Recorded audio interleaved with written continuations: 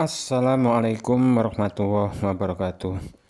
Pemirsa, sebagai seorang muslim, rasanya patut saya ucapkan alhamdulillah.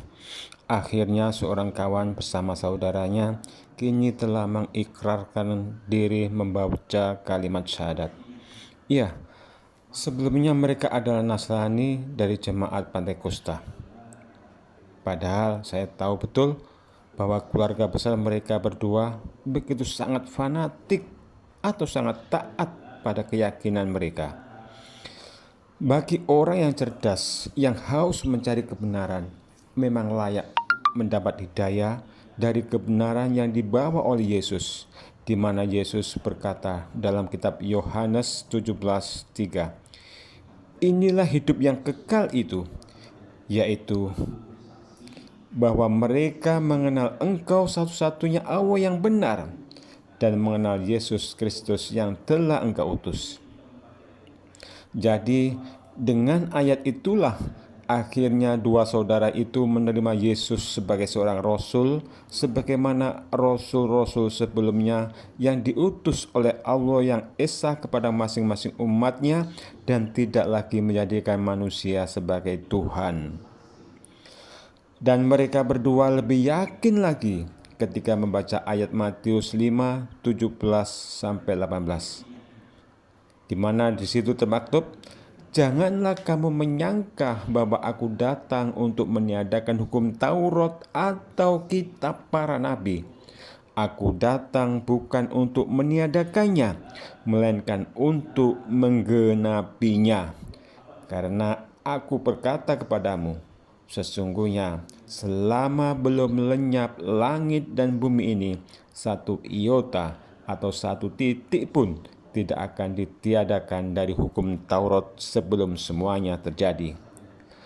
Demikian juga dengan kitab Markus 1:35, di mana di situ disebutkan tentang Yesus sedang sholat subuh, di mana di situ berbunyi, "Pagi-pagi benar waktu hari masih gelap, ia bangun dan pergi keluar. Ia pergi ke tempat yang sunyi dan berdoa di sana." Jadi dengan dua ayat tersebut, mereka berdua meyakini bahwa datangnya Yesus adalah untuk menyampaikan wahyu Allah atau untuk melengkapi hukum Taurat yang sebelumnya telah disampaikan oleh Nabi Musa.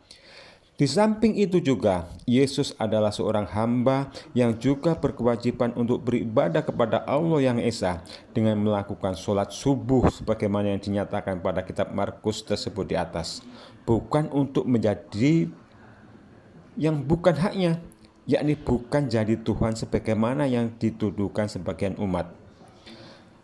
Dan mereka berdua lebih yakin lagi tatkala disampaikan ayat bahwa Yesus pun telah mengimani akan diutusnya seorang rasul penutup, yakni Muhammad SAW, yang mana pada ayat tersebut, yakni di Ulangan 18:18 disebutkan, "Seorang nabi akan kubangkitkan bagi mereka di antara saudara mereka seperti engkau ini.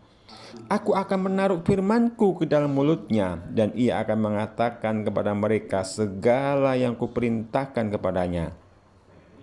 Ya, firman yang menubuatkan akan datangnya seorang rasul seperti Musa itu tidak ada lain kecuali Muhammad SAW, di mana Musa yang seorang rasul yang padanya diturunkan kitab Taurat, Nabi Muhammad pun padanya diturunkan kitab Al-Quran.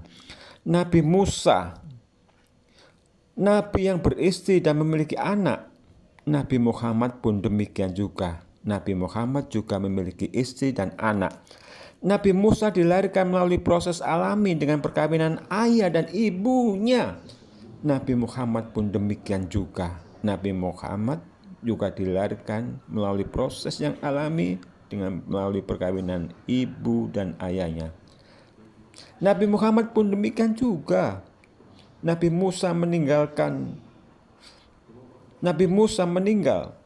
dan dikuburkan ke dalam tanah. Demikian pun Nabi Muhammad.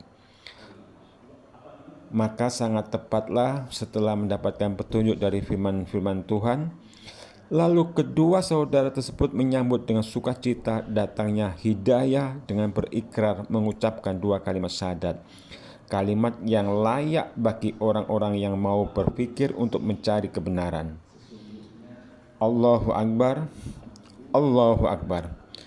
Subhanakallahumma wa bihamdika asyhadu an la ilaha illa anta astaghfiruka wa atubu ilaik. Wassalamualaikum warahmatullahi wabarakatuh.